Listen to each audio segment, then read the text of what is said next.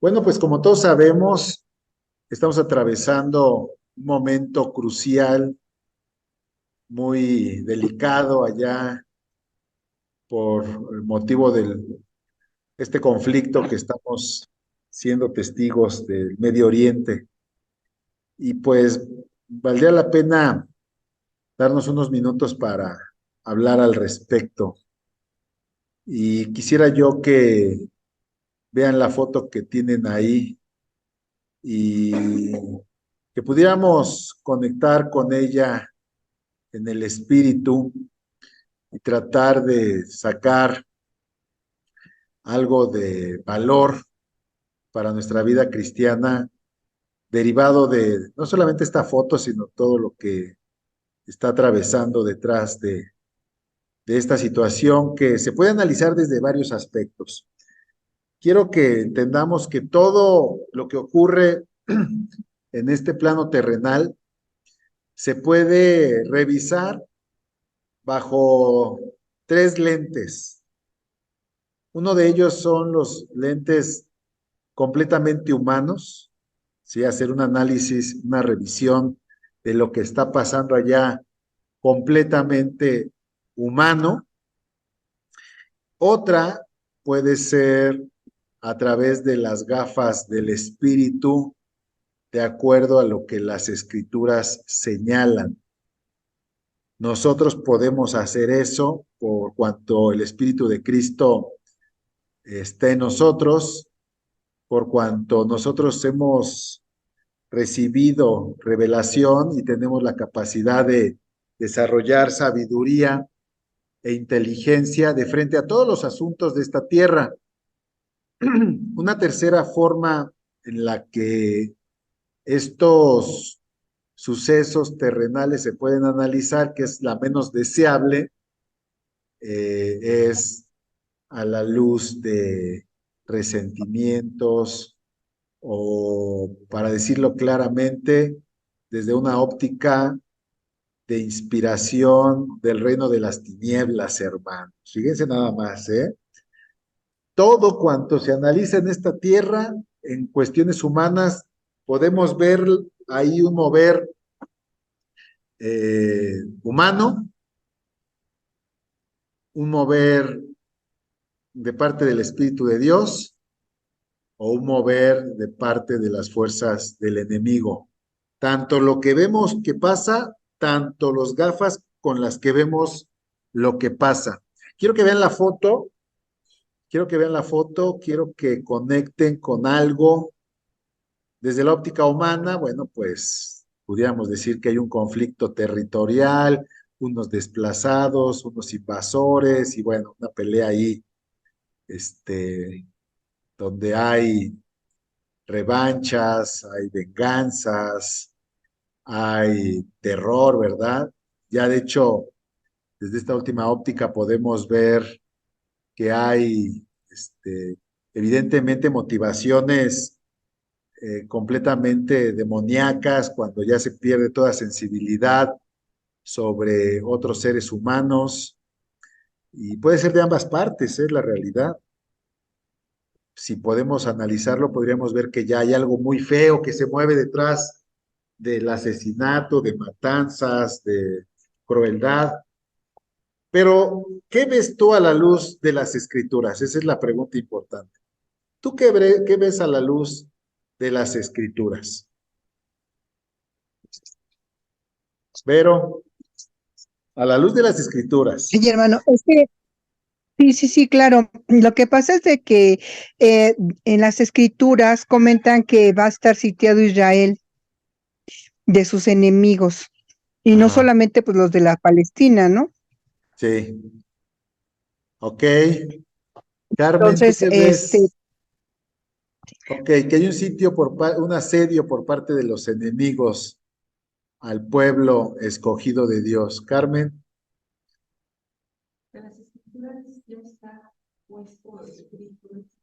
ajá, ok, que las escrituras señalan que habrá un ataque por parte de los enemigos. Bueno, Marce, ¿Tú qué ves, Mercedes, a la luz de las escrituras? Yo veo que a pesar de que todos estén en contra de ellos, todos los países que están a su alrededor, Dios los va a sacar adelante en todos O- los aspectos como lo ha hecho.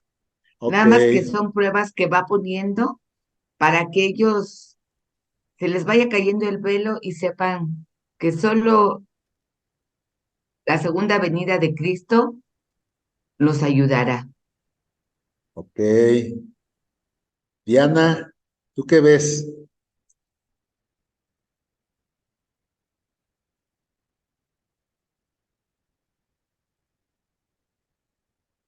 Bueno, en lo que nos responde, ahí está ya.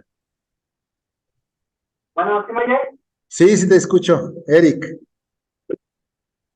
Eh, pues es que creo que es una parte de lo que dice el Señor, ¿no? Que se van a levantar casi todos los pueblos en contra del pueblo de Israel, los van a estar atacando. ok, Incluso también hablan las profecías de, como los llamaban antes a naciones, ¿no? Gog, Magog y todas estas naciones son las naciones que están alrededor del pueblo de Dios. sí, sí, sí, ok. Entonces, todos coincidimos en que hay un pueblo escogido de parte de Dios y que hay enemigos alrededor de este pueblo escogido. Eh, Quisiera recordarte que en el momento en que tú pasas a recibir al Señor como, a Jesucristo como Señor y Salvador de tu vida, tú pasas a ser también parte de una familia de Dios, de su iglesia, de un pueblo, de una iglesia espiritual que también tiene enemigos.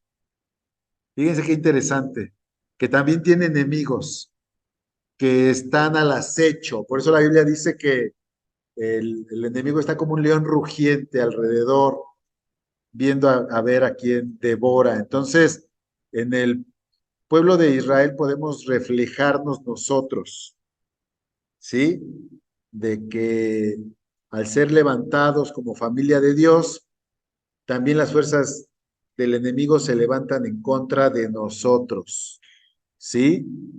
De hecho, en este paralelismo, se puede entender que mucho de lo que tú pides por el pueblo de Israel, de cierta forma lo pides también por la iglesia o por ti misma o por ti mismo, ¿sí?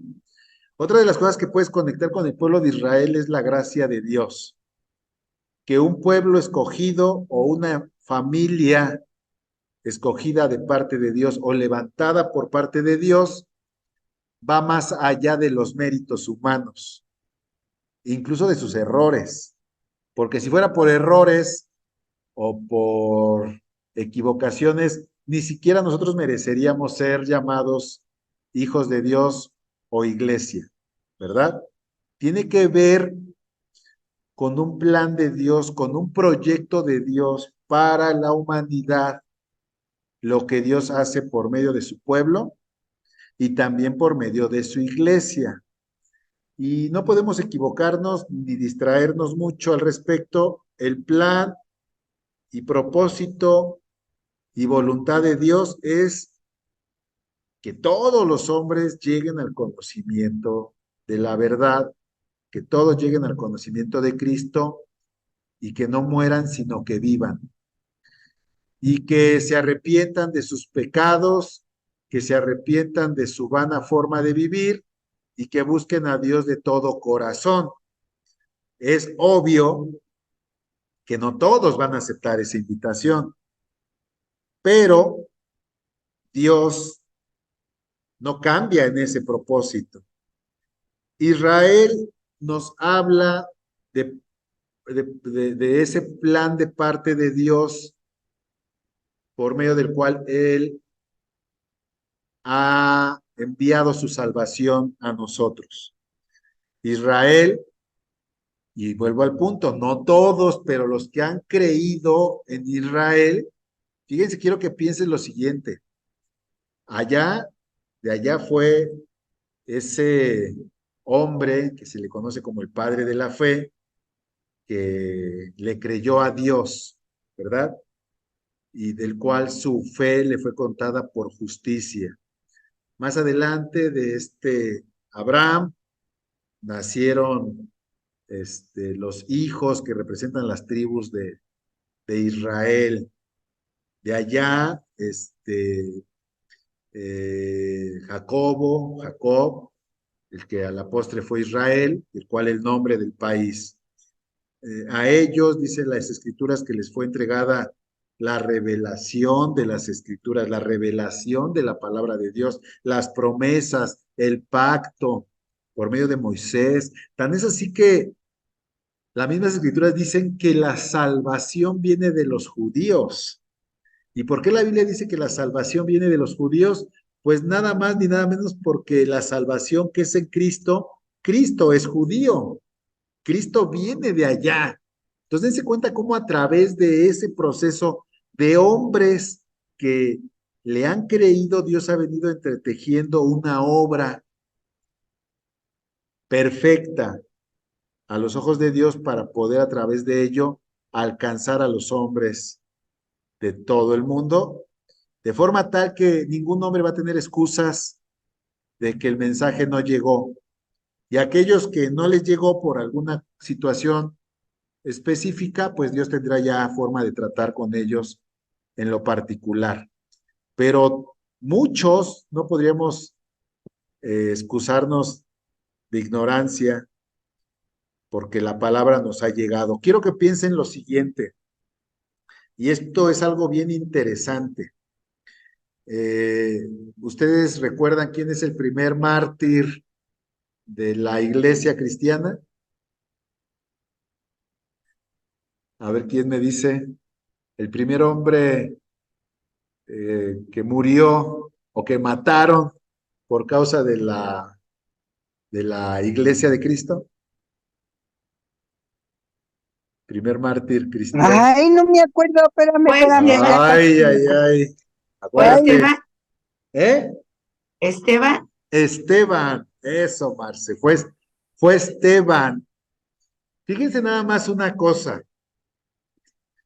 A Esteban lo matan porque no resistieron el mensaje de Cristo. Y cuando matan a Esteban, si ustedes recuerdan en ese pasaje, quien estaba ahí cerca, que fue testigo de ese asesinato, fue el apóstol Pablo. Pero por motivo de la dureza del corazón de los judíos que no creyeron, es que posterior a Esteban, el mensaje de Cristo sale de Jerusalén. Por motivo de la dureza de los judíos que no aceptaron a Cristo, es que el apóstol Pablo después dice, pues yo me voy a los gentiles. Fíjense qué interesante que la dureza de aquellos judíos que se resisten a Jesucristo y que se resistieron en su momento, permitió que el mensaje de Cristo nos alcanzara. Tremendo asunto. Tremendo asunto, eso es tremendo, que entender Significa que que si no hubiera sucedido, no nos hubiera llegado el mensaje, es lo es que dices. correcto, Vero, Y es digamos que correcto. si lo traslapamos a lo que ahorita está sucediendo, esto necesita pasar esto que está sucediendo en Israel para que el mundo sea consciente de la venida del Señor. Fíjate que cuando hablamos, es interesante, sí, y habría que agregarle algo, eh, incluso a nivel de los judíos, lo que está pasando en ellos, desde un ángulo de vista, tendría que ver con un llamado al arrepentimiento en lo personal de los que conforman la nación de Israel. O sea, sí tendría que ser un llamado, o si es un llamado, una exhortación al arrepentimiento, al buscar al Dios de sus padres, al buscar su herencia, a buscar conectar con la fuente que los hace a ellos judíos. Y en términos generales, también a nivel internacional, lo que está pasando sería como un llamado que tendríamos que recibir en lo personal de buscar a Dios con todas nuestras fuerzas y buscar aquellas áreas en las que hemos descuidado nuestra relación con Él. Definitivamente. Digo, yo no quiero atreverme a decir que lo que está pasando es como una especie de castigo, pero si tú analizas la Biblia, las escrituras sí señalan que a nivel de nación de Israel, cuando ellos se relajaban de frente a los preceptos de Dios, de cierta forma Dios sí permitía que los enemigos se enseñorearan sobre ellos.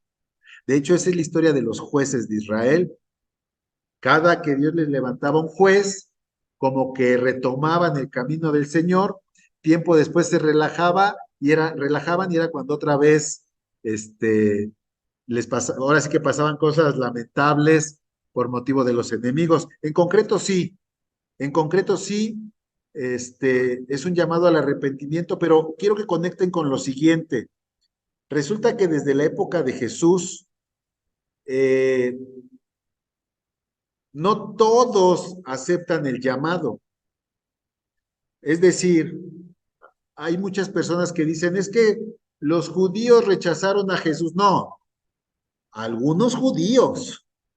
Tan es así que otros de ellos recibieron el mensaje e incluso recibieron la revelación del Espíritu Santo para escribir parte de la Biblia.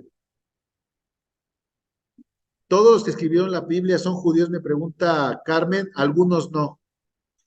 En este caso se me viene a la mente Lucas, el doctor Lucas, no era judío, él era griego. Ajá. Pero todos los demás, la mayoría sí, y de hecho los que son así como notorios para el tema que estamos hablando, son los que escribieron el Nuevo Testamento, que siendo judíos, sí conectaron con Cristo. Y los relatos de los evangelios y los relatos de las cartas apostólicas nos dejan ver que dentro de la comunidad judía sí había gente que conectaba con Jesucristo. Entonces, yo quiero que tomes en cuenta esta situación. No es correcto en un ámbito de sabiduría hacer generalizaciones. Dentro de la comunidad judía, seguramente hoy en día habrá algunos que se arrepientan, que busquen a Dios de acuerdo a los preceptos en los que ellos fueron inculcados o que ellos conocen. Habrá algunos otros que no.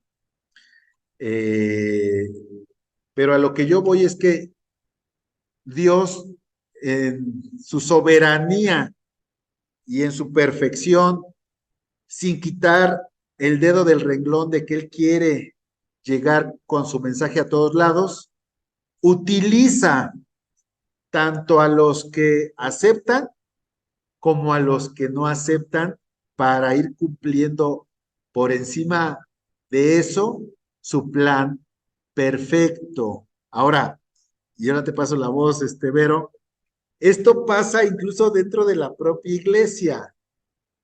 No todos los que estamos adentro somos, ¿sí? Esa es la realidad. No todos somos. Y eso la misma Biblia lo dice, que en algún momento no todos los que digamos Señor, Señor, Él nos va a dar acceso amplio. Incluso algunos que digan Señor, Señor, Él no los va a reconocer. Fíjate qué interesante. Entonces ya hay varios elementos. Cómo Dios va cumpliendo su plan perfecto en etapas de la historia de la humanidad, en grupos, y dentro de esos grupos hay quienes aceptan quienes no aceptan, quienes reciben, quienes niegan, y por encima de eso Dios va cumpliendo su propósito. Insisto, la voluntad de Dios es llegar a toda la humanidad.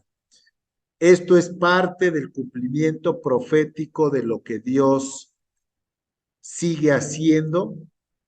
Y ahorita tengo una pregunta para ustedes, pero quiero ir a Vero. A ver, Vero.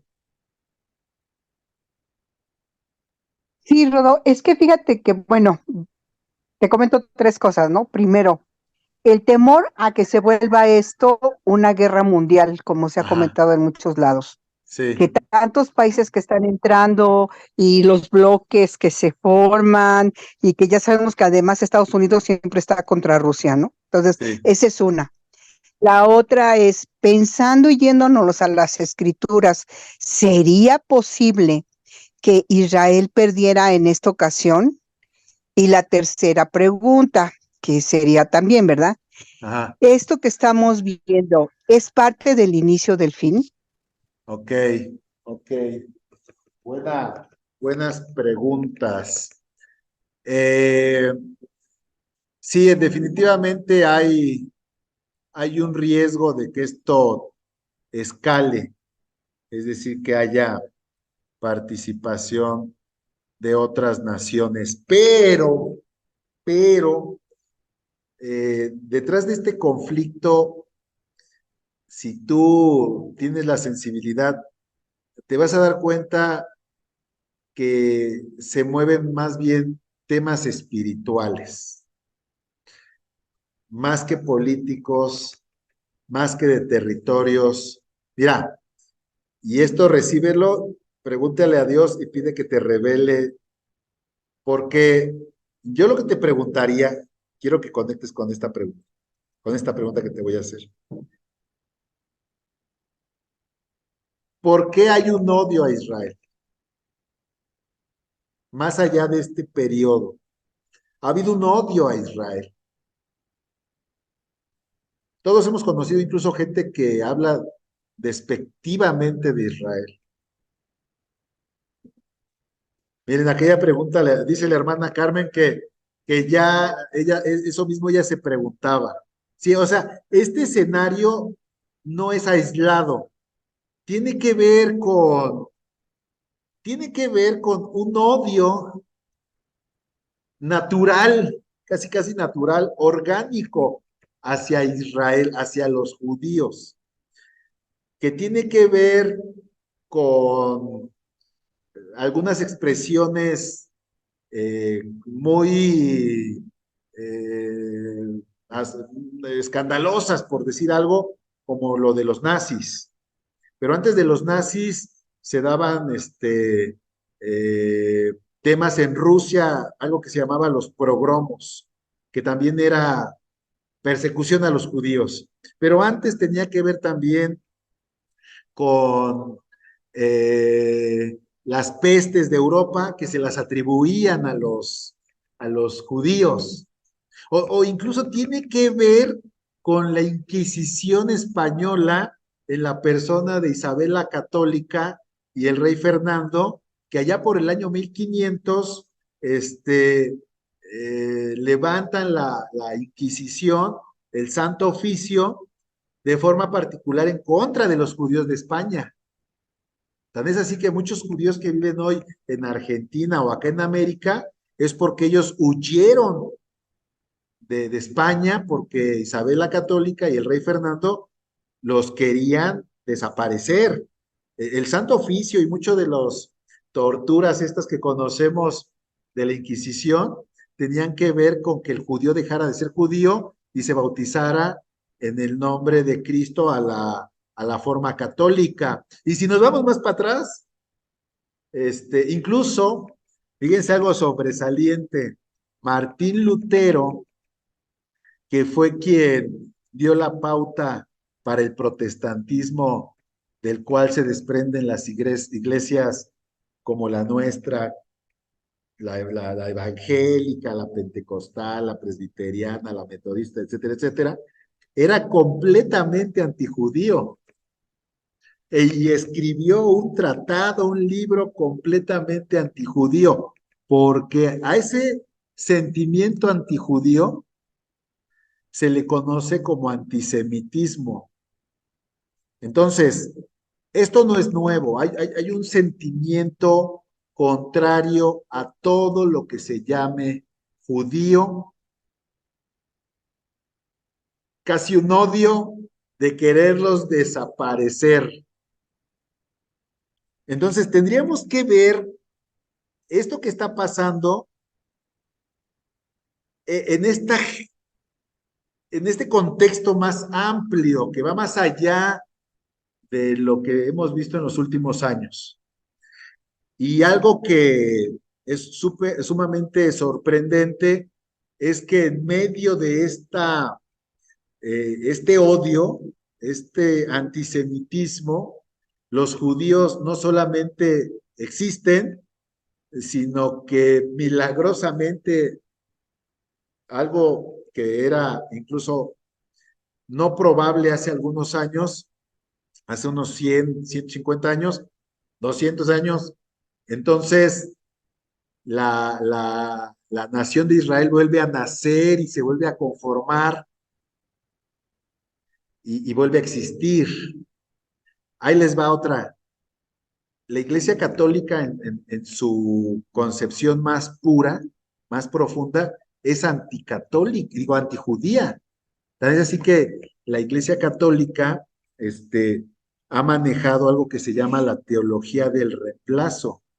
Quiere decir, la teología del reemplazo, la enseñanza del reemplazo, tiene que ver con una idea que el judío está maldito porque ellos mataron a Dios y que entonces la elección de Dios, que era para el pueblo judío, pasó a la Iglesia Católica. Entonces, hay un sentimiento profundo. A ver, ¿quién de ustedes ya conectó con ese sentimiento profundo que se ha desarrollado a lo largo de todos estos años después de Cristo? Pues a lo mejor yo pensaría que es porque el pueblo es el elegido de Dios y además porque es el pueblo que es totalmente, que cree que solamente existe un solo Dios verdadero, que Ok, todos los demás no son. Entonces todos los demás es como espiritualmente hablando decir que todos los demás no son de Dios, ok. no creen en Carmen, Dios, sino en las tinieblas.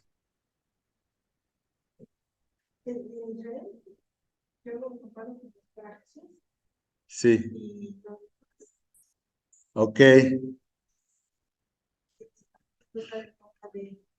Carmen nos dice que ella entiende así como haciendo una analogía de que el pueblo de Israel representa a Jesús y pues a Jesús el mundo no lo quiere, pues de hecho es así.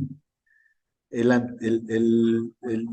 ánimo antisemita o antijudío es un espíritu de anticristo, ¿sí? Es un odio, porque no deben de perder de vista que este es el mayor elemento por el cual nosotros amamos a Israel. ¿Por qué?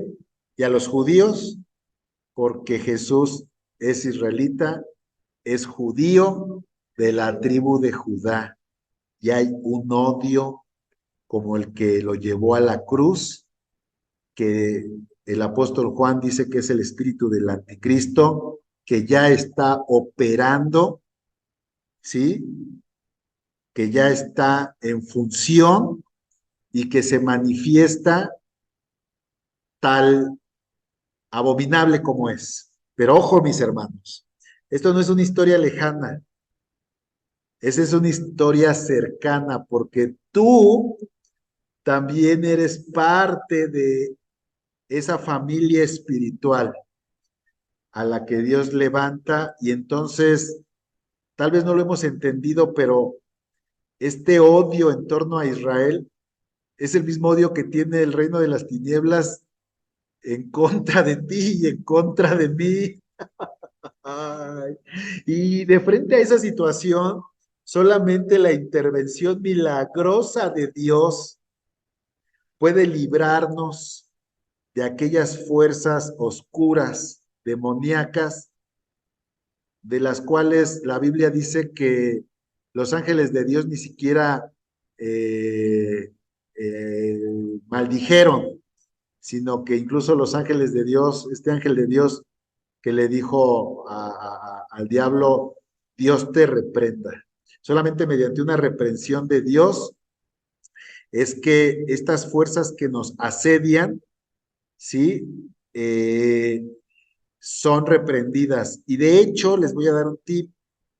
Lean la carta de intención de oración por Israel que se distribuye aquí en la iglesia, porque te van a dar noticias de cómo vive el pueblo de frente a estos enemigos. Mira, hermano, el primer ministerio, servicio en el que yo me enrolé hace más de 10 años fue esta carta. Por principio de cuentas, Dios me mostró que el judío, pues Jesús es judío, Jesús es israelita, de la tribu de Judá, y que Jesús va a regresar como judío, como israelita y de la tribu de Judá. O sea, esa es su personalidad en cuanto a la tierra, ¿no? Y luego Dios tocó mi corazón al respecto de hacerme ver que, y a esto nos lo he hecho ver a varios, que mucho de lo que pasa en Israel a nivel natural tiene que ver con lo que la iglesia a nivel espiritual enfrenta. Y que cada que Dios te pide interceder por Israel en lo natural, también esa oración aplica en lo espiritual para el pueblo de Dios. Ajá. Y en estos 10 años que he tenido la oportunidad de participar en la traducción y en la distribución de esta carta y en la oración por esta carta, mucho de lo que yo sé de la iglesia lo he aprendido de lo que pasa en Israel a nivel natural. Un ejemplo, los que, no todos, obviamente no todos en Israel, porque en Israel hay desde ateos, hay desde liberales, hay gente que sí estudia la Biblia. En menor proporción hay judíos que ya recibieron a Cristo como el Mesías. Pero los que sí están apegados a la luz de las escrituras, entienden que incluso una sequía, que no llueve en Israel, a nivel bíblico tiene que ver con que Dios les cierra los cielos, porque los está llamando a reconsiderar su conducta, su forma de vivir. Cuando eso lo traspolas a la iglesia, muchas de las crisis que atravesamos, como si la lluvia no cayera en nuestros huertos, tiene que ver con algo similar, como con un llamado de Dios a que revisemos posibles áreas de nuestra vida que no están caminando conforme a la palabra de Dios. ¿Sí? Entonces, la lluvia en Israel, la lluvia culturalmente para aquellos que conocen las escrituras, tiene que ver con la bendición o con que Dios detiene la bendición sobre la tierra, ¿verdad? Eh, y bueno, habría muchos ejemplos por señalar. Pregunta número 2, ¿había forma de que esta guerra la pierda Israel? No, no hay forma de que la pierda. Inclusive hay probabilidades de que lo que ha pasado en los últimos años, cada que tienen un conflicto grande, es que se extiendan más. Hay muchas probabilidades de que Israel se extienda más, que de hecho, fíjense nada más que interesante, en esta guerra, si no mal recuerdo, no recuerdo si es la de Yom Kippur, que es en la que recuperan Jerusalén. Antes de esa guerra no tenían la posesión de Jerusalén. Después de esta guerra, y lo voy a corroborar, recuperan Jerusalén. En la guerra de los 6 días extienden sus territorios al grado de que incluso tuvieron que regresar la península del Sinaí, casi ya territorio de Egipto, lo tuvieron que regresar. Con cada guerra que Israel ha estado batallando en los últimos 50 años, con cada guerra se han extendido sus territorios. E incluso, fíjense esto, y a lo mejor no lo han oído, hay probabilidades, en esta guerra en particular, que decidan recuperar nuevamente Gaza, ahí donde están los de Hamas. Antes del 2005, este territorio era de control israelí, y en esa época el primer ministro, no recuerdo su nombre, ahorita Simón Pérez, si no mal recuerdo, Shimon Peres, decidió determinar, buscar la paz con los palestinos de una forma política y humana, y entonces decidieron entregarle este territorio que tenían en control Israel, determinaron entregárselo a los palestinos como diciendo, mira, pues si lo que quieres es tierra, pues te doy ese cacho de tierra y con eso pues vamos buscando paz, ¿no? Y pues resulta que no solamente no se consiguió la paz, sino que en esta franja de Gaza fue donde se instaló Hamas para estar bombardeando a Israel. Y muchos estudiosos dijeron, es que este hombre que promovió que se regresara Hamas a los palestinos, a control palestino, no entendió que la tierra no es negociable, porque es de Dios. Incluso, fíjense qué interesante, ¿se acuerdan ustedes de la viña de Nabot? Esa viña que quería Acab y que le dijo Nabot, no, pues no te la puedo vender, y que luego Jezabel, la reina de la esposa de Acab, fue y se la quitó por la fuerza a Nabot, engañando o levantando unos testigos mentirosos en contra de Nabot para que mataran a Nabot para que le pudiera dar la viña a Acab. Es decir, bíblicamente se sabe que la tierra que Dios les dio no la pueden negociar. Entonces, muchos entienden que el hecho de que este político israelí haya promovido regresarle la franja de Gaza a los palestinos fue en contra de la voluntad de Dios y que las consecuencias de ello es que desde ahí los estén bombardeando y los estén asediando continuamente. Bajo este entendido es que hay voces que están pidiendo que vuelvan a recuperar Gaza y parece que por ahí va. Por eso es que ellos dicen, vamos a borrar, vamos a exterminar todos los lugares de ataque de Gaza, porque parece que la intención es volver a recuperar Gaza para Israel.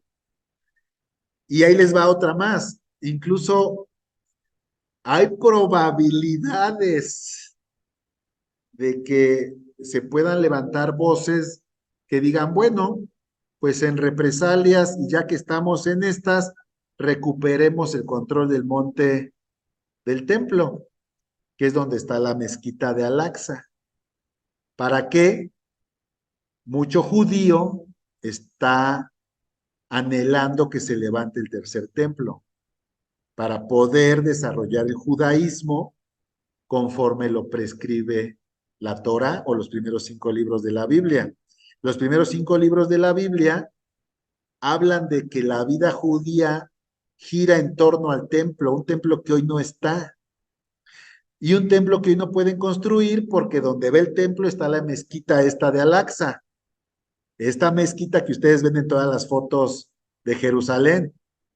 Cuando Jerusalén es recuperada por el ejército israelí, había voces que le decían allá a los altos mandos, dinamitemos la mezquita, vamos a eliminarla ya para que quede el terreno listo para que volvamos a construir el tercer templo.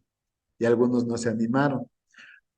Si pasara eso, ahí sí, para que vean, ardería todo este terreno, toda esta región, porque la mezquita de Al-Aqsa, la mezquita de la Roca, esa que está donde en algún momento estuvo el templo de Jerusalén, es uno de los 3 grandes lugares sagrados de los musulmanes, después de Medina y después de otra mezquita muy famosa que no recuerdo su nombre.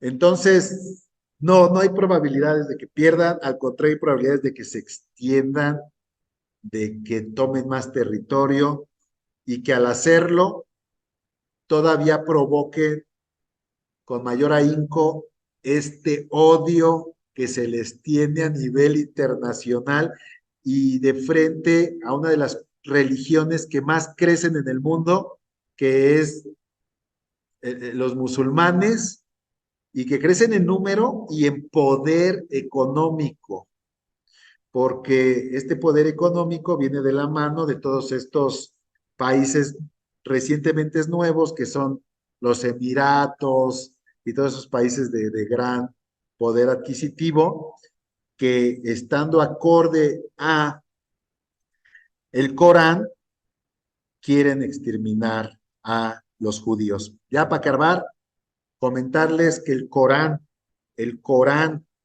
literalmente llama a que los musulmanes exterminen a dos grupos de personas. Dos grupos de personas. Uno de ellos son a los del pueblo del libro, a los del pueblo del libro y a otros que les llama algo así como unos verdaderos idólatras, porque los musulmanes dentro de su fe están esperando que aparezca en la tierra algo así como su Cristo, que le llaman el Mahdi, M-A-D-H-I, el Mahdi. Ellos esperan al Mahdi. Y el Corán deja ver que el Mahdi no volverá hasta que se elimine a los del libro. ¿Quién cree que son los del libro? Los judíos. ¿Y quiénes creen que son los idólatras desde la óptica musulmana? Los cristianos. ¿Saben por qué nos llaman los idólatras? Porque dicen que los cristianos adoramos tres dioses, el Padre, el Hijo y el Espíritu Santo, y ellos dicen que Alá uno es. Entonces, es una guerra sin cuartel. Cualquier cosa que pase va a provocar mayor repudio internacional contra Israel, y ese repudio tiene que ver con el hecho de que proféticamente Israel va a ir ampliando su territorio, incluso hasta Damasco, allá arriba, donde aparecen también otro grupo terrorista que se llama el Hezbollah. Y bajo ese contexto, es por eso que no los quieren, porque dicen son invasores que se van ampliando y van oprimiendo, pero no se van dando cuenta la gente porque no lo entiende, que eso es parte del propósito de Dios. Bueno, podríamos llevarnos mucho tiempo aquí hablando de esto. Lo último que ya quiero decirles es que esto no es el fin, sí es principio de dolores. Parte del principio de dolores que ya venimos viendo de tiempo atrás, no es el fin. Esto es sumamente sorprendente porque el fin, el fin no viene después de la guerra, viene después de la paz. O sea, preocúpense, hermanos, así, preocúpense cuando en esta región haya paz, porque vosotros sabéis perfectamente que el día del Señor vendrá así como un ladrón en la noche, que cuando digan paz y seguridad, entonces vendrá sobre ellos destrucción repentina como los dolores a la mujer encinta y no escapará. Entonces sí, Vero, son principios y lo verdaderamente preocupante para nosotros como cristianos que tenemos esta palabra profética segura, es cuando veamos allá que hay paz. No quiero acabar sin decir que esa paz momentánea y aparente artificial se entiende que la va a implementar un falso Cristo o el anticristo ya encarnado. Ese espíritu que ya está en operación desde hace años en algún momento se va a encarnar. Así como Cristo se encarnó, Cristo que ya tenía una preexistencia, el espíritu del anticristo se va a encarnar y va a traer una aparente paz que va a tener que ver con cuestiones políticas, sociales, e incluso puede ser que haya una religión mundial donde todos podamos coexistir, y cuando se permee esa paz, cuando haya una aparente paz en esta región, entonces ahí sí viene ya el fin, ahí sí viene ya la destrucción repentina. Mientras tanto, no debemos de olvidar que nosotros estamos para bendecir a Israel, porque hay una promesa que se activa, dice, bendeciré a los que te bendigan, y al que te maldiga, maldeciré, y en ti serán benditas todas las familias de la tierra. Bastaría nada más escuchar esto para bendecir a Israel, pero bueno, nosotros entendemos que de forma paralela estamos insertados en el olivo natural, ¿sí? Y que la bendición que declaremos sobre Israel, más allá de sus errores, más allá de sus defectos, más allá de lo que han hecho, incluso bien, pero más allá, más bien lo mal, esas bendiciones también aplican a nosotros, que evidentemente también tenemos errores y aciertos, más errores que aciertos, ¿o no? Y por otro lado, bueno, pues ahí dice el Salmo 122:6, que Dios, el Espíritu Santo, nos invita a pedir por la paz de Jerusalén, y nuevamente que hay bendición, hay promesa de bendición, no solamente en pedir por pedir, sino en verdaderamente amar. ¿Cómo se desarrolla ese amor? Amando lo que Dios ama. Dios ama a Israel, Dios ama a Jerusalén, Dios ama a este pueblo, Dios nos ama. Y bueno, a nivel humano podríamos distraernos o irnos por algunos recovecos. No importa si es que eso ha pasado con nosotros, lo importante es que al final volvamos a caer en esta dirección de amar, de pedir y de entender que Israel es un reloj profético, y que es en lo natural lo que nosotros en lo espiritual también batallamos, y que la promesa de parte del Señor es que Él pelea esa batalla, y por eso ellos van a salir victoriosos, así como nosotros podemos confiar en que el Señor, estando con nosotros, ¿quién contra nosotros? ¿Vero? Entonces, se podría pensar también lo que dice en la Biblia, que dice que la guerra no es contra carne, sino Sí, contra espíritu. exactamente.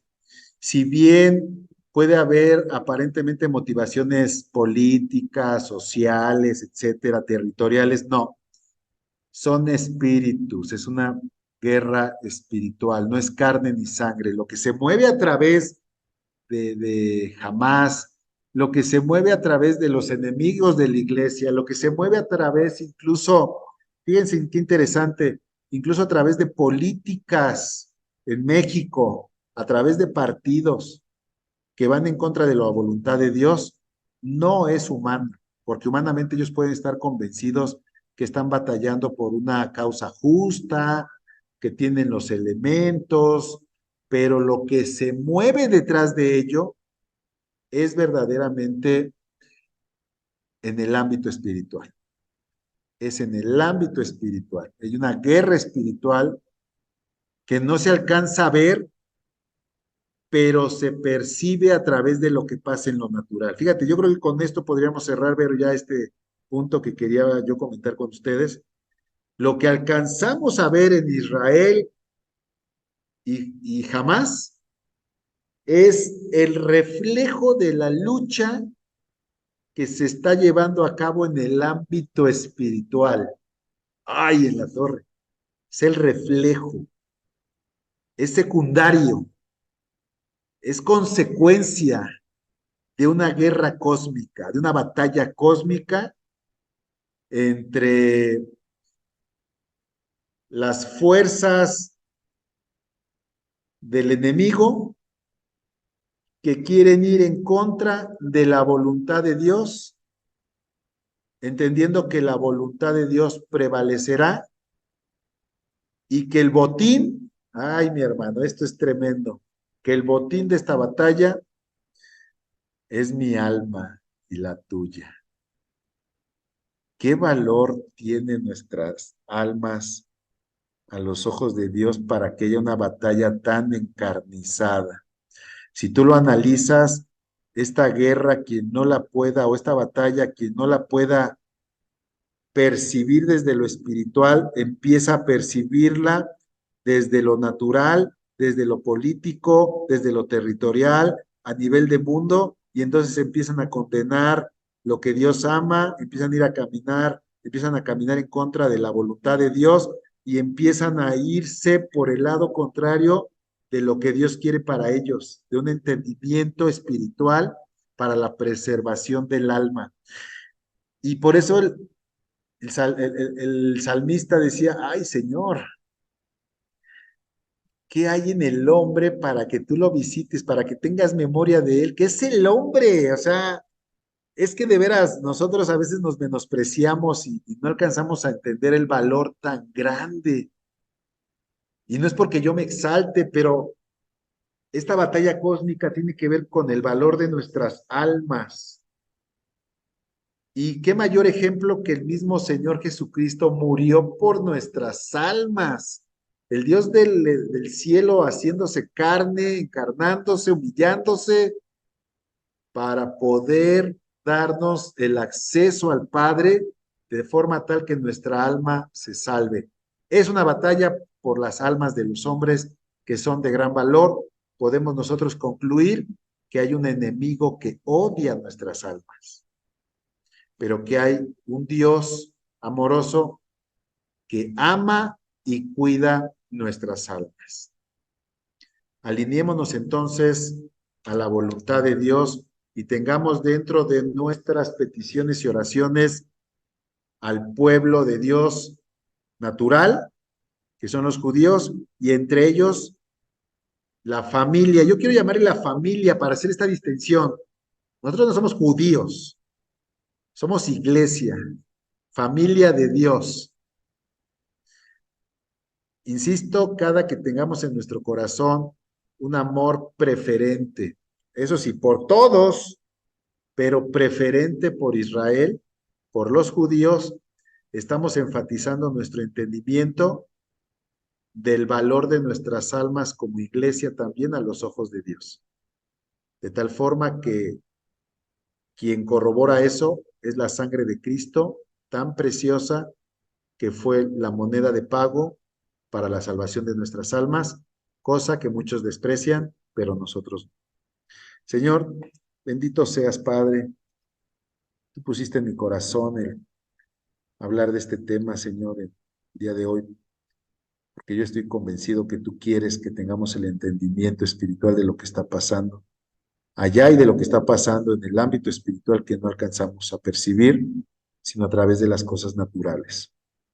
Más allá de eso, Padre, yo te quiero pedir con todo mi corazón que nos ayudes a desarrollar un amor por lo que tú amas.